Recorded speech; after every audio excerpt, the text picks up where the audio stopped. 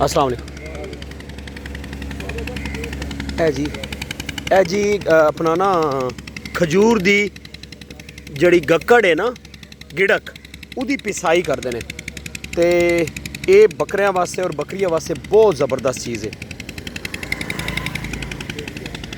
भाईजान। इसना कोई अस्सलाम वालेकुम, इसना कोई अंदाज़ा इसना रेट शेट है? 1200 रुपये 1200 रुपये मन। ये अपना बकरिया वास्ते बकरा वास्ते बहुत मुफीद है। अच्छा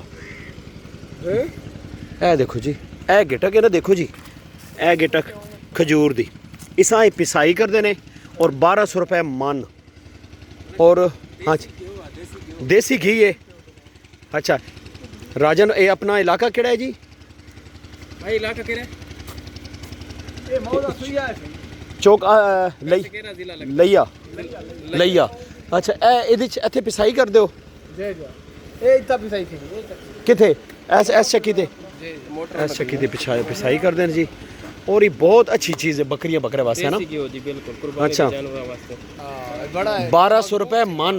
स्टॉक ओपी है सिंध चों आंदा है ना ट्राले जी। हां ये सिंध चों आंदा जी, वो स्टॉक पे है, चेक कर सकते हो। ते इस ना अगर कोई दोस्त मंगवाना चाहे तो ये राब्ता नंबर है, पूछो वीडियो नंबर लेकिन हैं देखा बोल दो, हो सकता है कि बस वीडियो बना रहे हैं जी और दोस्तों को 0300 1086 1086 153 153। ये अगर कोई बंदा थोड़े को मंगवाए तुसी भेज दोगे 1200 रुपये मन।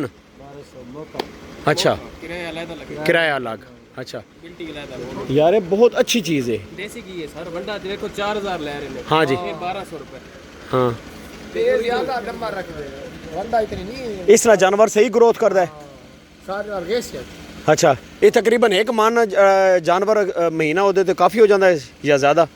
हां एक मन काफी है। नहीं एक जानवर किलो खंदे डेली दा नहीं, किलो को कोई घाट आधा किलो। अच्छा अच्छा गरम होता है ना। बकरी कितना खाती है? 1 किलो। अच्छा रोज़ दा, ठीक है। सर्दियां की सुगात है मलिक साहब, ज़बरदस्त हो गए दोस्तों। रब्ता करो जी इन्होंने एक कॉन्टैक्ट नंबर लिया और बहुत अच्छी चीज़ ने, यकीन करो असी तो वेख्या जी फिजिकली तुहानू फिर दिखा रहे हैं। खजूर दी गिटक जनाब एला ए पिसाई करांदे ने ते ए जड़ा इस मशीन ते बड़ी अच्छी चीज़ है। एक दफ़ा इस्तेमाल लाजमी करो जी। बहुत फैटनेस होती है जानवर हाँ की। जी ओके जी ओके।